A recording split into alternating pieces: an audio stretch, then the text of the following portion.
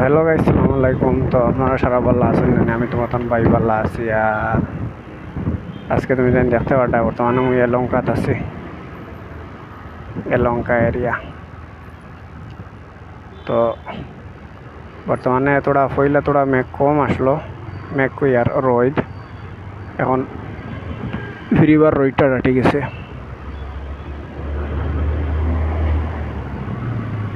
কোথায়ছেন ফিরিবার রোদটা রাটি গেছে বর্তমানে।